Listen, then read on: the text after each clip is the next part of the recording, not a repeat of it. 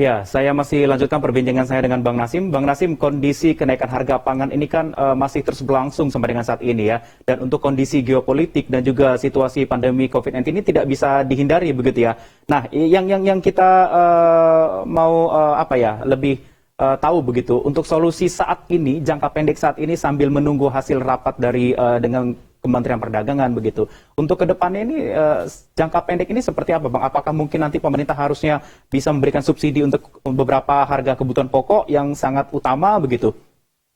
Oke, saya tadi sudah menanyakan kepada kementerian bagaimana sistematisnya itu masih kita pelajarin tadi ya dari beberapa hal itu.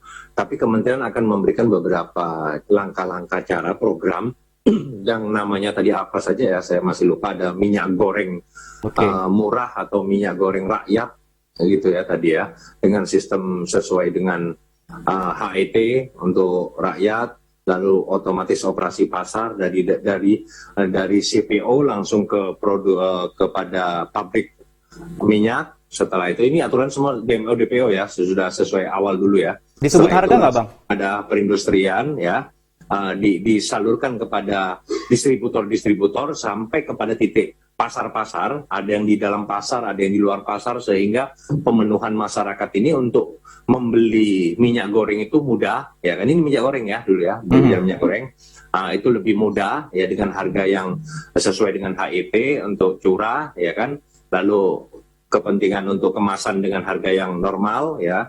Nah, itu sudah mulai ditata sistemnya tadi dengan penataan di setiap distribusi dan sampai kepada pasar-pasar, dan itu sudah mulai dilakukan oleh kementerian pada saat ini katanya, saya tadi dengarkan. Nah, tinggal kita tinjau nanti beberapa hari ke depan, kita pantau ya, kita awasi bersama bagaimana program ini bisa berjalan. Ada lagi dengan aturan tadi untuk pembatasan pembelian ya kan, dalam setiap orang mungkin dibatasin 1-2 liter ya kan, dalam satu, dengan menggunakan tadi kalau nggak salah ada KTP dan lain-lain ya kan, satu keluarga satu KTP atau satu orang satu KTP. Nah, itu sekarang kita lagi bahas itu Pak, kita mencari solusi bersama nanti. Itu baik Pak Isran. Baik, ini kan kondisi sekarang ini kan semuanya lagi pada memperbaiki masa ekonomi pasca pandemi begitu, Bang Nasim ya. Kemudian yang kita ingin tahu kemudian bagaimana ini kan harus dikawal begitu ya, Bang Nasim ya, oleh DPR begitu juga kan, agar evaluasinya ini setiap mau menjelang Idul Fitri, Idul Adha ini pasti ada kenaikan. Kira-kira dari kalau kita lihat evaluasi seperti ini dan kemudian pihak DPR mengawalnya agar kemudian nanti ke depannya agar tidak naik secara terus-menerus, bagaimana Bang Nasim? Ya, otomatis Mas, dalam situasi kondisi apapun yang terjadi, ya kita sudah sebetulnya baik dari DPR sendiri sudah mengingatkan, ya kan, sudah menyampaikan, sudah mengundang di Raker, di RDP dalam persiapan mau Idul Fitri, dalam persiapan mau Idul Adha, dalam persiapan masa pandemi sendiri, ya kan. Tetapi kan sesuatu kejadian-kejadian itu kan kadang-kadang di luar dugaan kita. Ya kan, nah kadang-kadang di luar dugaan kita, dan kebutuhan masyarakat otomatis juga kadang-kadang membutuhkan lebih kadang ya, sudah kita berikan dengan sesuai, sebetulnya sudah ada semua penataannya, sudah kebutuhan stoknya, produksinya, distribusinya, sebetulnya sudah semua. Tetapi kan Kementerian Perdagangan sendiri tidak bisa bekerja sendiri, harus ada sinergi juga kan, ya kan, harus ada sinergi, bagaimana juga dari pemerintahan pusat, bagaimana pemerintahan provinsi, bagaimana pemerintahan daerah.